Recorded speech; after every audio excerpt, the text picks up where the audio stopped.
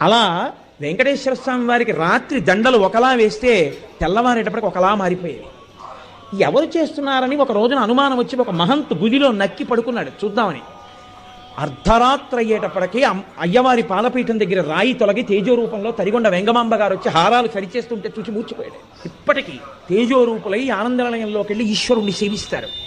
బ్రహ్మగారు, చతుర్ముఖ బ్రహ్మగారు ప్రతిరోజు వెంకటేశ్వర స్వామి వారి పాదాలు కడిగి ఆ పాత్ర అక్కడ ఉంచుతారు. అందుకే రాత్రి నీటి చెంబు ఉంచి తలుపులేస్తారు. ఆ శేషాన్ని సుప్రభాతానికి వెళ్ళిన వాళ్ళకి దర్శనమిస్తారు. అంతటి మహానుభావుడు వెంకటరమణుడు. వెంకటరమణుడంటే వెంకటరమణుడే. ఒకరా ఇద్దరా, ఎంతమందితో అనుబంధం.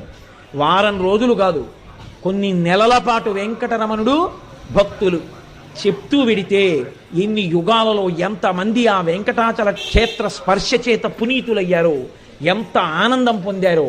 ఇప్పటికీ నేను మీకు ఒక యథార్థం చెప్తున్నాను.